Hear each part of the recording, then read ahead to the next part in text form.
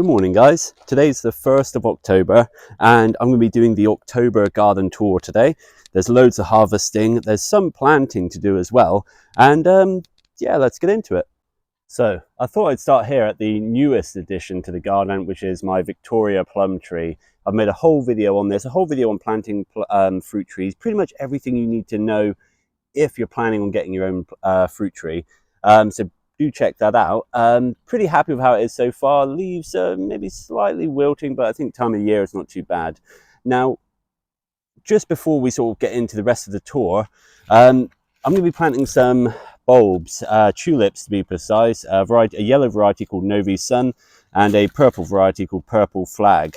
Now, I learned something the other day about a color wheel. So the idea is there's colors that complement each other. There's a primary color and a complementary color, and I'll put the color wheel up on the screen, and what you'll see is that purple and yellow kind of go well together, or at least it provides quite an attractive display. So again, I'm not an ornamental expert, I'm not a flower sort of specialist or anything, but you know, feel free to use the color wheel when you're planning your flowers.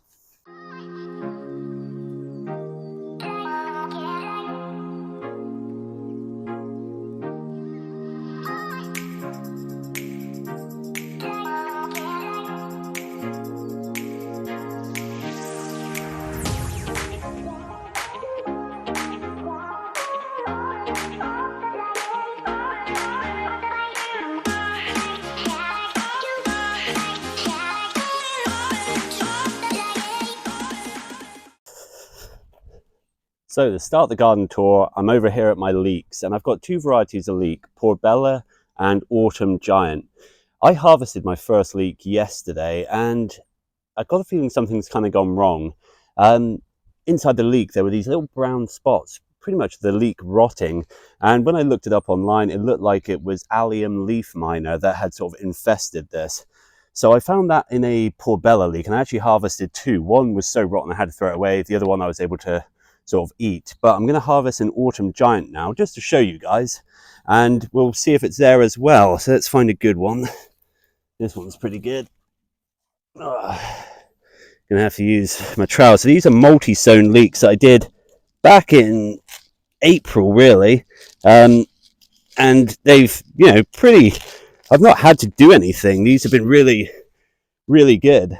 So here we go. A nice sized leek. I'm just going to peel off couple layers of leaf just to sort of have a look, and yeah, here we go. This is a really good example. I'm going to get the camera up close for this. So this tiny little brown bug here, I'm going to see if I can zoom in. Oh god, is Allium leaf miner, and as you can see, there's this brown stuff all over the leek. Oh look, there's another one hiding in there. So that's not good, and I'm really going to have to look into what the sort of defense against these is. So if anyone has any tips, please let me know in the comments. But otherwise, I think these are still mostly edible, as long as it's not too damaged. Right, so after that bit of a failure, we're going to move on to a bit of a success. So down here I've got a whole sea of carrots, and I'm just going to try and pull out a big one, hopefully a big one. You never know with carrots, it was kind of weird. And this here is a pretty perfect carrot. So yeah, really happy with the carrots here. Just going to be sort of harvesting the row as and when. Carrots can stay in over the winter. It's not a big deal. Another big success for the garden is these Brussels sprouts. As you can see, there's lovely little Brussels sprouts just forming against the sort of where the leaf meets the stem. So around Christmas time, these should be good for harvesting. So following on with some success, because we have got some failures to cover in a minute, is this 12-foot tall sunflower that I managed to grow. And I think this isn't so much my green thumb, this is just the weather. The weather's been perfect for this type of sunflower, and the bees absolutely love it. So a bit of a failure here is my butternut squash. Now, I don't think we've really had the heat for these. If you've grown butternut squash in a greenhouse, you've probably had quite a lot of really good sizes, but outside, this is the best one I've got, and I'm not too sure if it's going to ripen in time, but I'm going to leave it out here for a bit longer. Now, right next to that though is another one of these sunburst squashes that is looking pretty good. Bit of a success again. And finally, just to document this, this is my last baby bear pumpkin. Take him inside to cure and sort of finish ripening. And yeah, probably going to turn this guy into some soup. So unfortunately, this bed has turned into a sort of sea of woes for me. This big floppy plant here is potatoes. Unfortunately, I haven't supported them, so they've flopped over everywhere. They look like they've got some really late blight. I'm hoping, because we're kind of out of that blight season, that that's going to kind of disappear, and I'm hopefully still going to get the potato harvest, but we will have to see. The potatoes might be doomed, but we'll see. I've got some chard here, but there's some discoloration going on the leaf. I'm not sure if it's linked to the potato blight. I don't think so, but I need to sort of look into that.